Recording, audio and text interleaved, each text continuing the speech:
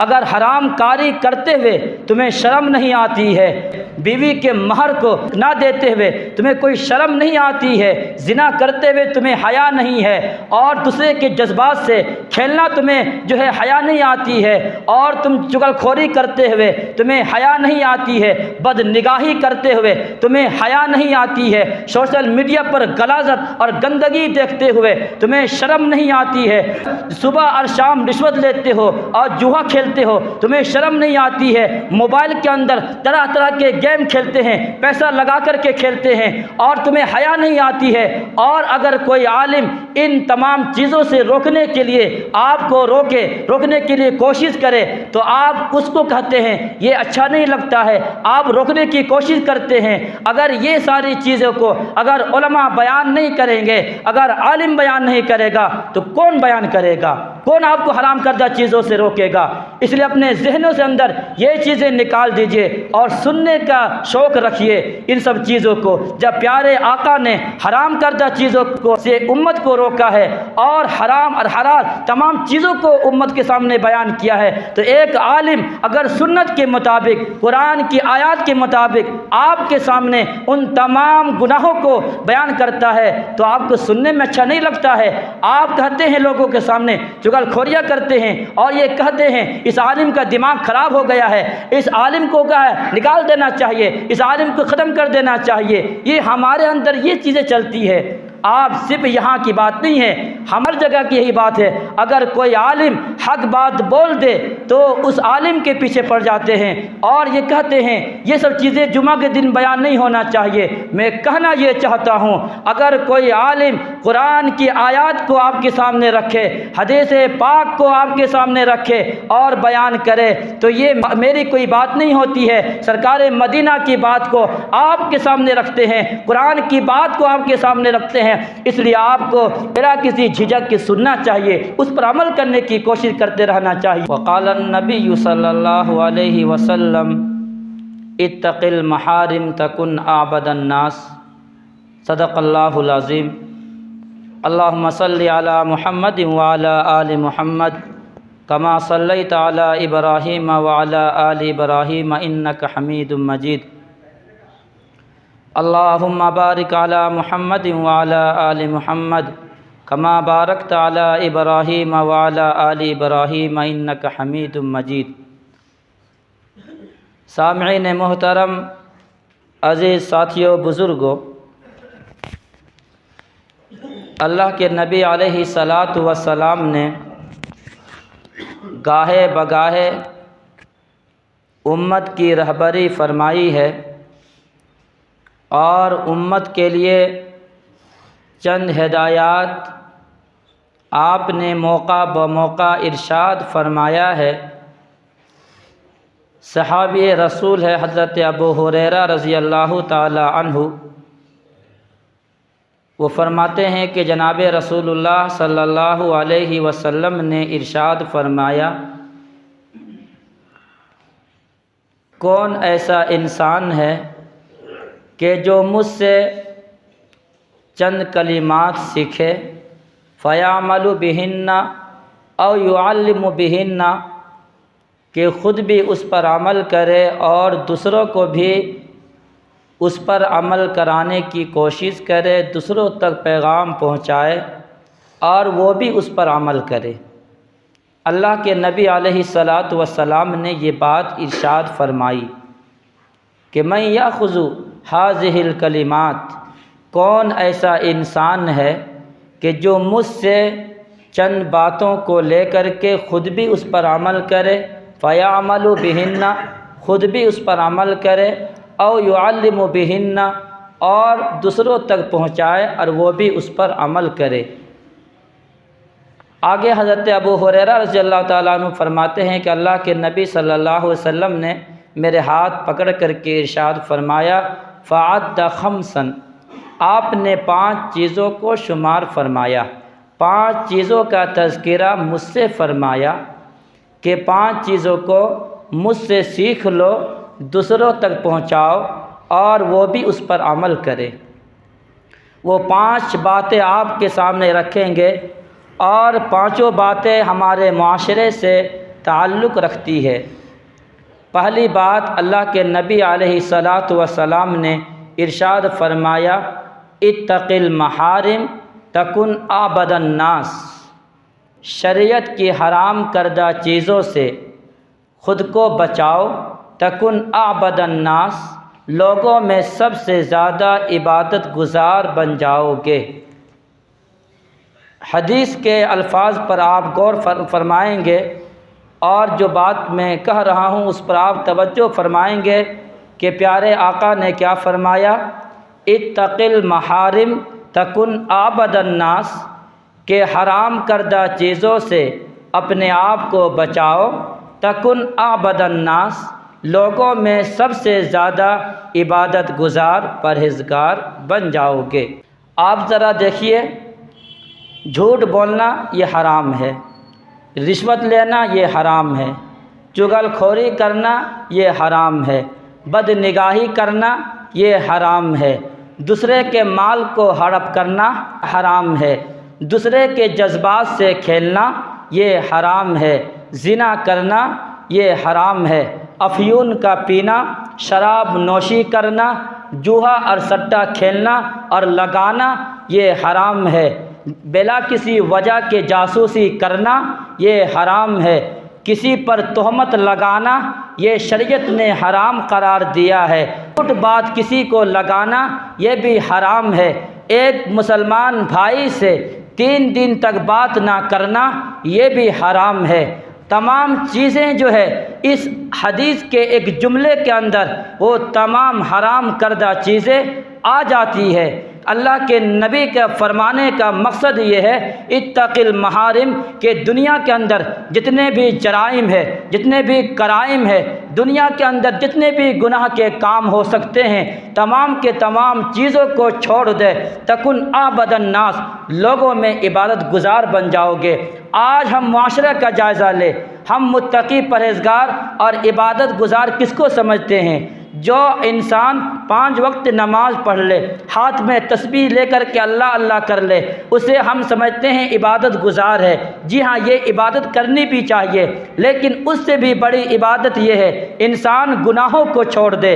اگر انسان گناہ نہیں چھوڑتا ہے اور تمام نیک عبادات کرتا ہے، تمام اعمال کرتا ہے، تو بعض گناہ ایسے ہیں کہ گناہوں کے کرنے کی وجہ سے عبادت آپ کے ختم، آپ کے نیکیاں ختم، آپ کے اعمال جو نیک اعمال ہیں وہ ختم ہو جاتے ہیں۔ اس لیے اپنے آپ کو گناہوں سے بچانا یہ سب سے زیادہ بڑی چیز ہے۔ اگر آپ اپنے آپ کو گناہوں سے بچائیں گے تو آپ کی نیکیاں محفوظ رہے گی، اور اگر انسان گناہ سے اپنے آپ کو نہیں بچائے گا تو مان لیجئے ابھی آپ نے جمعہ کی نماز پڑھی ہے، آپ کو ثواب ملا، آپ کے نام اعمال میں اضافہ ہوا، لیکن آپ نے مسجد سے نکل کر کے پھر آپ نے تمام گناہ کے کام کرنے لگے ہیں، آپ نے جھوٹ بولا، آپ نے کہیں پر کھانا کھایا، پیسہ دیے بغیر چلے گئے ہیں، آپ نے سامان لیا، آپ نے جھوٹ بولا ہے اس کے سامنے، جتنے بھی گناہ کے کام ہوتے ہیں آپ نے مسجد سے نکلتے ہوئے وہ سب شروع کر دیے ہیں، تو آپ ذرا بتائیے آپ کو جو ثواب ملا ہے، آپ کو جو نیکیاں ملی ہے، نام اعمال میں جو اضافہ ہوا ہے، اور ادھر گناہ ہی گناہ ہے، آپ نے نیکیاں تھوڑی کی ہے اور گناہ زیادہ کیے ہیں، تو پھر کیا فائدہ ہوا؟ آپ کی نیکیاں محفوظ رہی، آپ کا نیک اعمال محفوظ رہا نہیں، ختم ہو گیا۔ اس لیے فرمایا سرکار مدینہ جناب رسول اللہ صلی اللہ علیہ وسلم نے، اتق المحارم، اپنے آپ کو حرام کردہ چیزوں سے بچاؤ۔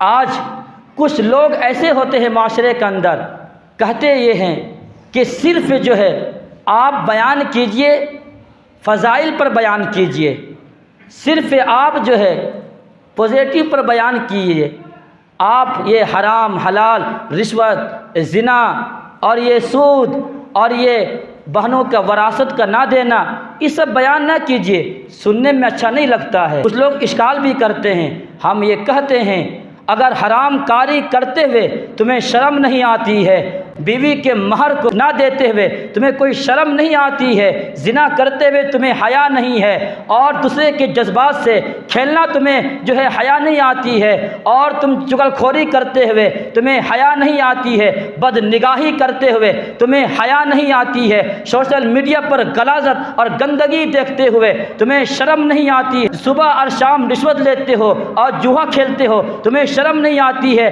موبائل کے اندر طرح طرح کے گیم کھیلتے ہیں، پیسہ لگا کر کے کھیلتے ہیں اور تمہیں حیا نہیں آتی ہے۔ اور اگر کوئی عالم ان تمام چیزوں سے روکنے کے لیے آپ کو روکنے کے لیے کوشش کرے تو آپ اس کو کہتے ہیں یہ اچھا نہیں لگتا ہے، آپ روکنے کی کوشش کرتے ہیں۔ اگر یہ ساری چیزوں کو اگر علماء بیان نہیں کریں گے، اگر عالم بیان نہیں کرے گا تو کون بیان کرے گا؟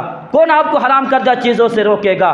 اس لیے اپنے ذہنوں سے اندر یہ چیزیں نکال دیجئے اور سننے کا شوق رکھیے ان سب چیزوں کو۔ جب پیارے آقا نے حرام کردہ چیزوں سے امت کو روکا ہے اور حرام اور حلال تمام چیزوں کو امت کے سامنے بیان کیا ہے، تو ایک عالم اگر سنت کے مطابق، قرآن کی آیات کے مطابق آپ کے سامنے ان تمام گناہوں کو بیان کرتا ہے تو آپ کو سننے میں اچھا نہیں لگتا ہے۔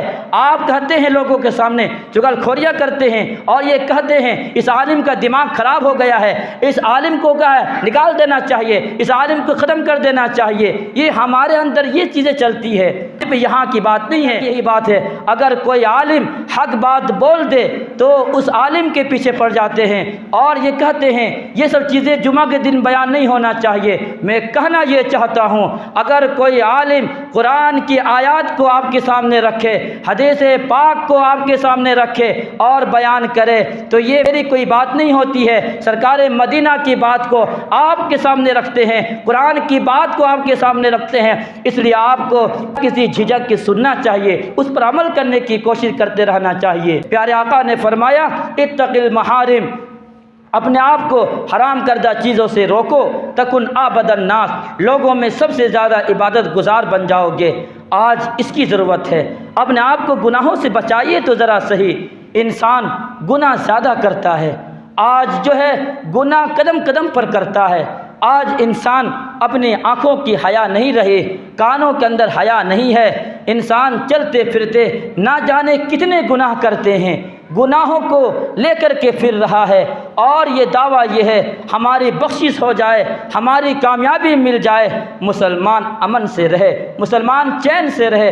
مسلمانوں ذرا آپ بتائیے، انسان جو ہے گناہ کر لے، انسان جو ہے اللہ کو ناراض کر لے، انسان جو ہے رسول اللہ کے دل کو دکھا دے، انسان جو ہے صحابہ کی زندگی کو چھوڑ دے، انسان جو ہے داہوے طریقوں کے مطابق نہ چلے بلکہ اپنے من مانی چلے، تو آپ ذرا بتائیے اس پر رحمتیں آ سکتی ہے، اس پر سکون آ سکتا ہے، اسے اطمینان قلب ہو سکتا ہے، اس کے گھر کے اندر برکتیں آ سکتی ہے؟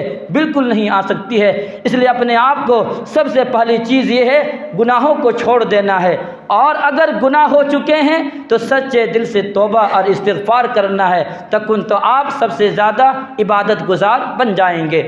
حدیث کے دوسرے الفاظ ہے، پیارے آقا صلی اللہ علیہ وسلم نے ارشاد فرمایا، دوسری بات وَأَحْسِنْ إِلَىٰ جَارِكَ، اپنے پڑوسیوں کے ساتھ اچھا سلوک کرنا، اپنے ہمسائیوں کے ساتھ اچھا سلوک کرنا۔ پڑوسی کون ہے؟ آپ کسی محلے میں رہتے ہیں، آپ کے پاس رہنے والا ادھر کا آگے اور پیچھے کا۔ شیخ الحدیث صاحب زکریا رحمۃ اللہ علیہ نے فضائل اعمال میں لکھا ہے کہ پڑوسی کہاں تک شمار ہوتے ہیں؟ 40 گھر تک آپ کا پڑوسی ہے، ادھر سے 40 گھر، ادھر سے 40 گھر، اتنے دور تک وہ سب کے سب آپ کے پڑوسی ہے۔ تو پڑوسیوں کے ساتھ اچھا سلوک کرنا، یہ بھی جو ہے پیارے آقا نے فرمایا وَأَحْسِنْ إِلَىٰ جَارِكَ تَكُنْ مُؤْمِنًا، اپنے پڑوسیوں کے ساتھ اچھا سلوک کرو گے تو تم مومن ہو، تب تم مومن ہو۔ یہ جملہ میرے پیارے آقا کا ہے، فرمایا کہ اپنے پڑوسیوں کے ساتھ اچھا سلوک کرنا چاہیے۔ ایک گاؤں کا پڑوسی ہے، ایک کہیں آپ سفر کر رہے ہیں، آپ کسی سیٹ پر بیٹھے ہوئے ہیں، آپ کے پاس بغل میں جو بیٹھا ہوا ہے وہ بھی آپ کا پڑوسی ہے۔ آپ کہیں پر دکان کیے ہوئے ہیں، دکان کے برابر میں جس کا دکان ہے وہ بھی آپ کا پڑوسی ہے، تو کوئی بھی پڑوسی ہو، چاہے گاؤں والا پڑوسی ہو یا دکان والا پڑوسی ہو یا سفر کرتے ہوئے سفر میں کوئی آپ کا پڑوسی بن گیا ہو، سب کے ساتھ اچھا سلوک کرنا چاہیے، سب کے ساتھ اچھا سلوک کا برتاؤ کرنا چاہیے۔ حضرت عائشہ صدیقہ رضی اللہ تعالیٰ عنہ فرماتی ہے کہ صلی اللہ علیہ وسلم نے ارشاد فرمایا کہ اللہ کے نبی نے کہ برابر حضرت جبرائیل میرے پاس تشریف لاتے تھے اور آپ وصیت کرتے تھے کہ ایک پڑوسی اور دوسرے پڑوسی کے بارے میں اتنا زیادہ آپ ہمیں باتیں بتاتے تھے کہ میرا گمان ہونے لگا پڑوسی کا دوسرے پڑوسی کے مال میں وارث قرار دے دیا جائے گا، مال کے اندر وراثت شمار کر دیا جائے گا۔ اتنا زیادہ وصیت حضرت جبرائیل میرے پاس آ کر کے کرتے تھے، اتنی زیادہ تاکید اور فضیلت پڑوسیوں کے سلسلے میں کرتے تھے۔ ادھر حدیث کا جائزہ لیجئے، ادھر معاشرے کا جائزہ لیجئے، ہم سے ہمارا پڑوسی کتنا خوش ہے۔ ہر آدمی اپنے گریبان میں جھانک کر کے دیکھ لے، ہم اور آپ جو ہے اپنے پڑوسی کو اتنا زیادہ تنگ کر دیتے ہیں کہ پاس میں رہنے والا شکوہ اور شکایت کرتا ہے اور وہ یہ سوچتا ہے ہم نے گھر کہاں بنا لیا، ہم نے کس کے پڑوس میں آ گیا، ہمارے لیے تو رہنا مشکل ہو گیا ہے، ہمارے لیے تو زندگی بسر کرنا مشکل ہو گیا ہے، ہمارے لیے سکون چھن گیا، ہمارے لیے اطمینان چھن گیا ہے۔ یہ کیسے پڑوسی لوگ ہیں، یہ کیسے ہمارے ہمسائے لوگ ہیں کہ جو دن میں بھی اور صبح بھی اور شام کو بھی ہمارے ناک میں دم کر کے رکھ دیا ہے۔ یہ امت کا حالت ہے، یہ معاشرے کا حالت ہے۔ ایک پڑوسی دوسرے پڑوسی سے خوش نہیں ہے، ایک پڑوسی دوسرے پڑوسی کے ساتھ اچھے برتاؤ نہیں کرتا ہے، اور آپ کہتے ہیں کہ ہم مومن ہیں۔ اللہ کے نبی فرماتے ہیں مومن جبھی ہوگے جب کہ اپنے پڑوسیوں کے ساتھ اچھا سلوک کرو گے، تکن مومنن، تو تم مومن کہلاؤ گے، صحیح معنوں میں تم مومن ہوگے۔ تیسری بات، پیارے آقا صلی اللہ علیہ وسلم نے ارشاد فرمایا اپنے لیے جو چیز تم پسند کرتے ہو وہی اپنے بھائی کے لیے پسند کرو، تکن مسلمن، تو تم مسلمان ہو جاؤ گے۔ ایک مسلمان اپنے لیے پسند یہ کرتا ہے ہمیں تکلیف نہ ہو، ہمیں کوئی پریشان نہ کرے، لیکن دوسرے کو ہم پریشان کرتے ہیں۔ یہ کیسا مسلمان ہے؟ اپنے لیے ہم یہ پسند کرتے ہیں کہ ہماری عزت ہو، ہماری شہرت ہو، لیکن دوسرے مسلمان کی ہم عزت نہیں کرتے ہیں، دوسرے مسلمان کو ہم ذلیل کرتے ہیں، دوسرے مسلمان کے سامنے بدسلوکی کرتے ہیں۔ ہم یہ پسند نہیں کرتے ہیں کہ ہم مسجد میں آئے تو اپنے چپل کے اوپر کسی کا چپل رکھا ہوا ہم پسند نہیں کرتے ہیں، لیکن ہم پھر دوسرے کے چپل کے اوپر اپنا چپل کیوں رکھ دیتے ہیں؟ ہم پسند نہیں کرتے ہیں یہ بات، پھر دوسرے مسلمان یہ کیسے پسند کرے گا؟ ہم یہ پسند نہیں کرتے ہیں کہ ہم اپنے گھر کے آنگن میں اور صحن میں کوئی گندگی ہو، کوئی غلاظت ہو، کوئی کوڑا کرکٹ ہو، ہم یہ پسند نہیں کرتے ہیں، تو پھر ہم دوسرے کے گھر کے آنگن کے سامنے گندگی کیوں کرتے ہیں، غلاظت کیوں کرتے ہیں؟ ہم یہ پسند نہیں کرتے ہیں کہ ہماری کوئی برائی کرے تو ہم پھر دوسرے کی برائی کیوں کرتے ہیں؟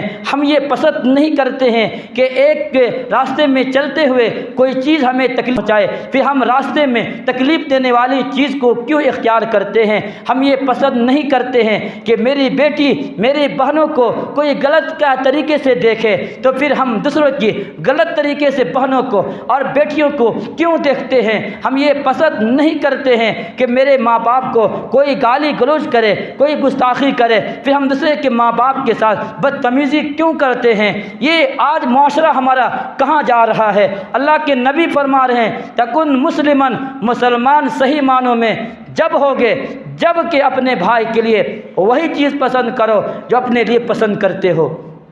کیا ہم یہ پسند کرتے ہیں اگر کوئی انسان کسی کے یہاں نوکری میں رکھے، کسی سے کچھ کام کرائے تو اس کو پیسہ نہیں دیتا ہے، اسے چند روپیہ دے کر کے اسے بھگا دیتا ہے، پیسہ کو روک دیتا ہے؟ یہ مسلمانوں کا طرز عمل ہے۔ ہم یہ پسند کرتے ہیں کہ ہم کسی کی یہاں نوکری کرے اور ہمارا پیسہ وہ روک دے، ہم پسند نہیں کرتے ہیں۔ تو پھر اپنے بھائی کے سامنے ہم کام کراتے ہیں، مزدوری کراتے ہیں، پیسہ کیوں روکتے ہیں؟ مزدوری کیوں کاٹتے ہیں؟ سالوں سال تک مزدوری کیوں نہیں دیتے ہیں؟ کیا تمہارے لیے یہ پسند نہیں ہے؟ اور ہم اپنے لیے پسند نہیں کرتے ہیں لیکن دوسرے کے لیے پسند کرتے ہیں۔ ہم یہ پسند نہیں کرتے ہیں کہ میرے جو ہے کوئی آدمی جو اپنے گھر کے باہر میں کوئی نالا پر نالا لگائے اور برسات کے موسم میں پانی گرے اور پانی مجھ پر پڑے، ہم یہ پسند نہیں کرتے ہیں، لیکن اپنے گھر کے چھت کے اوپر پرنالا خود لگاتے ہیں، دوسروں کو تکلیف ہم خود پہنچاتے ہیں۔ یہ ہمارا دستور عمل ہے، یہ ہماری زندگی ہے، اور کہتے ہیں یہ کہ ہم مسلمان ہیں۔ فرمایا پیارے آقا صلی اللہ علیہ وسلم نے کہ اپنے مسلمان کے لیے وہی چیز پسند کرو جو اپنے لیے پسند کرتے ہو، تکن مسلمن، تب تم مسلمان ہوگے، اور اگر تمہارا یہ عمل نہیں ہے تو تم پھر مسلمان نہیں ہو سکتے ہیں۔ اسی طریقے سے انسان جو ہے، ہم اور آپ یہ پسند نہیں کرتے ہیں کہ کوئی ہمیں پھٹا ہوا نوٹ دے دے، بیکار قسم کا ردی قسم کا نوٹ دے دے۔ کوئی انسان پسند کرتا ہے؟ نہیں پسند کرتا ہے، لیکن اور جو پھٹا ہوا نوٹ ہم مسجد میں چلاتے ہیں، ہم جو ہے مسجد کے چندہ میں دیتے ہیں، ہم وہی پیسہ مدرسہ کے چندہ میں دیتے ہیں، وہی پھٹا ہوا نوٹ ہم غریب اور مسکین کو دیتے ہیں۔ تمہارے لیے پسند نہیں ہے، تم اچھا اور نیا نوٹ چاہتے ہو، لیکن جب مسجد میں دینے کی باری آتی ہے، مدرسے میں دینے کی باری آتی ہے، کسی مزدور کو دینے کی باری آتی ہے، کسی غریب اور محتاج کو، بیوہ یتیم مسکین کو دینے کی بات آتی ہے، تو سب سے سڑا ہوا نوٹ نکال کر کے ہم دیتے ہیں، اور ہم یہ کہتے ہیں کہ ہم تو پیارے آقا صلی اللہ علیہ وسلم کے اسوہ پر چلتے ہیں، آپ کے بتائے ہوئے طریقے پر چلتے ہیں۔ کیا آپ پسند کرتے ہیں اپنے لیے؟ جب نہیں پسند کرتے ہیں پھر دوسرے کے لیے یہ سب چیز پسند کیوں کرتے ہیں؟ یہ حدیث کا جملہ چھوٹا سا ہے، لیکن اگر اس پر تشریح کی جائے، اس کو بیان کیا جائے، 1 گھنٹہ نہیں، 4 گھنٹہ نہیں، بلکہ 1000 گھنٹہ لگ سکتے ہیں اس پر بولنے کے لیے کہ ایک ہی جملہ ہے، لیکن پیارے آقا نے پورا معاشرے کی گندگی کو، پورے معاشرے کی جو ہے تمام خرابیوں کو اس ایک حدیث کے ٹکڑے کے اندر رکھ دیا ہے، اور امت کو پیغام اور میسیج دے دیا ہے۔ وہ اپنے لیے جو پسند کرتے ہو وہ اپنے بھائی کے لیے پسند کرنا ہے۔ یہ 3 چیزیں ہوئی۔ چوتھی چیز فرمایا پیارے آقا صلی اللہ علیہ وسلم نے کہ بلا کسی وجہ کے زیادہ کھلکھلا کر کے نہ ہنسو، دانت نکال کر کے بلا کسی وجہ کے ہنسنا یہ شریعت کے اندر پسندیدہ نہیں ہے۔ پیارے آقا صلی اللہ علیہ وسلم نے ارشاد فرمایا، اس سے منع فرمایا، کھلکھلا کر کے ہنسنا، زیادہ ہنسنا، بلا کسی وجہ کے ہنسنا یہ شریعت کے اندر پسندیدہ نہیں ہے۔ اس سے انسان کا دل مردہ ہوتا ہے۔ ہاں، جہاں پر ہنسنے کی بات ہے وہاں ہنسا جائے، وہاں پر رویا نہ جائے، لیکن ایک آدمی ہے کہیں پر بیٹھا ہوا ہے، بلا کسی وجہ کے کھلکھلا کر کے ہنس رہا ہے، زور سے ہنس رہا ہے، یہ شریعت کے اندر پسندیدہ نہیں ہے۔ ہمارے آقا پیغمبر صلی اللہ علیہ وسلم کی تعلیمات کیا ہے، آپ کا طریقہ کیا ہے؟ حضرت عائشہ صدیقہ رضی اللہ تعالیٰ عنہ فرماتی ہے، صحیح بخاری کے اندر روایت موجود ہے، ان عائشہ رضی اللہ تعالیٰ عنہ قالت ما رأیت النبی صلی اللہ علیہ وسلم مستجمعا قط ضاحکا، میں نے پیارے آقا کو پوری زندگی میں، پوری حیات طیبہ میں کبھی نہیں دیکھا ہے کہ آپ نے کھلکھلا کر کے ہنسے ہوں، یہاں تک کہ آپ کے حلق دکھائی دیتے ہوں۔ جب انسان زور سے ہنستا ہے، کھلکھلا کر کے ہنستا ہے، تو انسان کا حلق دکھائی دیتا ہے۔ حضرت عائشہ صدیقہ فرماتی ہے، میں نے کبھی نہیں دیکھا ہے کہ میرے آقا، میرے محبوب نے کھلکھلا کر کے زور سے ہنسا ہو کہ آپ کے حلق دکھائی دیا ہو۔ ہاں، انما کانا یتبسم، میرے آقا کی جو ہے بات یہ تھی، آپ مسکرایا کرتے تھے۔ آپ بجائے کھلکھلا کر کے ہنسنے کی آپ کی عادت شریفہ مسکرانے کی تھی۔ مسکرانا اور ہوتا ہے اور کھلکھلا کر کے ہنسنا اور ہوتا ہے۔ یہی وجہ ہے صحابہ کرام رضوان اللہ تعالیٰ علیہم اجمعین صبح سے شام تک کام کرتے تھے، تکلیفیں ہوتی تھی، مصیبتیں ہوتی تھی، لیکن جب ایک مرتبہ حضور کے چہرے انور کو دیکھ لیتے تھے تو ان کی تھکان ختم ہو جایا کرتی تھی، شاد اور بشاد چہرہ، کھلتا ہوا چہرہ ہو جاتا تھا۔ یہ پیارے آقا صلی اللہ علیہ وسلم کی زندگی ہے، لیکن ہمارا حال، معاشرے کا حال کو آپ دیکھ لے، کوئی انسان بالکل بھی نہ ہنستا ہے، نہ مسکرانے کی عادت ہے۔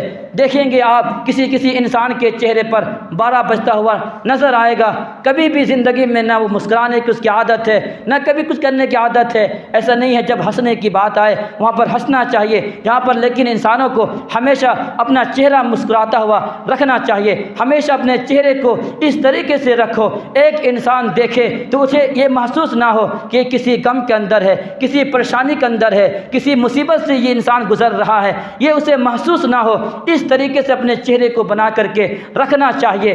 ایسا نہ ہو کہ دوسرے کو دیکھنے والے کو یہ محسوس ہو کہ یہ انسان کتنا بیمار ہے۔ یہ تعلیمات ہے، یہ چھوٹی چیزیں ہیں، یہ بڑی چیز نہیں ہے، لیکن کتنی اس کے اندر خوبیاں ہیں، کتنے اس کے اندر کمالات ہے جس کا ہم اور آپ اندازہ نہیں کر سکتے ہیں۔ یہ حدیث پاک ہے، چند بات جو آپ کے سامنے ہم رکھے ہیں۔ اللہ کے نبی صلی اللہ علیہ وسلم نے حضرت ابو ہریرہ رضی اللہ تعالی عنہ کو یہ نصیحت فرمائی ہے، اور آپ کے واسطے سے پوری امت کو یہ نصیحت فرمائی ہے۔ یہ چند باتیں ہیں، اگر ہم اور آپ اپنا لیں تو ہمارا معاشرہ سدھر سکتا ہے، ہمارے معاشرہ بہتر ہو سکتا ہے، ہماری زندگی بدل سکتی ہے، ہماری زندگی کے اندر انقلاب آ سکتا ہے، ہم یہاں بھی کامیابی سے رہ سکتے ہیں، آخرت میں بھی ہم کامیاب ہو سکتے ہیں۔